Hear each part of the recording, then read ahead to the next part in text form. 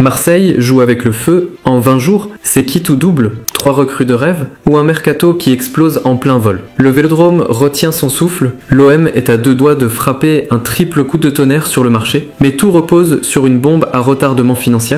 Et toi, dis-moi, tu vois l'OM réussir ce pari insensé? Écris-le en commentaire, et si tu veux les vraies infos sans maquillage, abonne-toi maintenant. Joël Ordonez, 21 ans, rock équatorien du FC Bruges, mesure 1m91, lit le jeu comme un vétéran et gagne 72% de ses duels aériens. Selon les stats belges, De Zerbi le veut maintenant. Problème, Bruges exige 30 millions d'euros cash. Une somme énorme pour un club qui a déjà claqué plus de 50 millions cet été avec Medina, Gomez, Chao, Aubameyang, Weah et CJ Egan Riley. Les dirigeants tentent de gratter quelques millions pour approcher les 25, mais la concurrence guette en première ligue.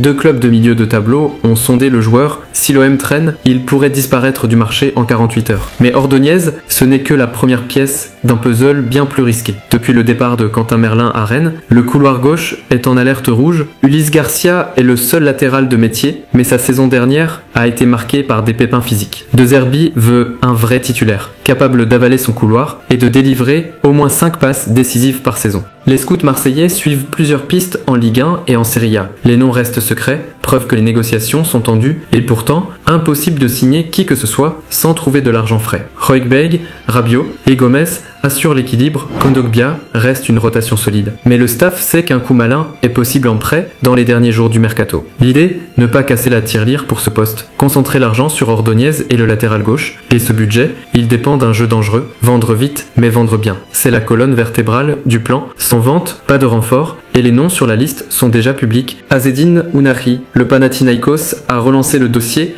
une offre entre 10 et 12 millions est attendue. Le joueur est apprécié, mais n'a jamais totalement explosé sous De Zerbi. Néal Mopé, échec sportif, 3 buts seulement la saison passée, estimé à 5 millions, proposé à plusieurs clubs français et anglais. Harit, Mombagna, Meite, sur la liste des transferts. Objectif, grappiller quelques millions et alléger la masse salariale. Ro, cas délicat, valeur marchande élevée, intérêt confirmé de clubs allemands. Et le temps, lui, ne joue pas en faveur de Marseille. Le 31 août, minuit, fin du mercato. Chaque jour qui passe est un compte à rebours. Plus les ventes traînent, plus les achats deviennent impossibles. Bruges veut régler le dossier Ordonez avant la fin de la semaine prochaine. Les clubs anglais qui lorgnent sur le même latéral que l'OM accélèrent. En interne, De Zerbi craint de devoir bricoler jusqu'à octobre si rien ne se concrétise. Et c'est là que le coup de poker entre en jeu. Selon plusieurs sources, l'OM envisage de contracter une avance bancaire pour sécuriser Ordonez dès maintenant, avant même de vendre. Stratégie ultra risquée. Si les ventes ne se font pas, le déficit se creuse et le club s'expose à des sanctions financières. Mais c'est aussi la seule façon de griller la concurrence. Les supporters y voient un signe d'ambition. Imaginez Ordonez aux côtés de Medina,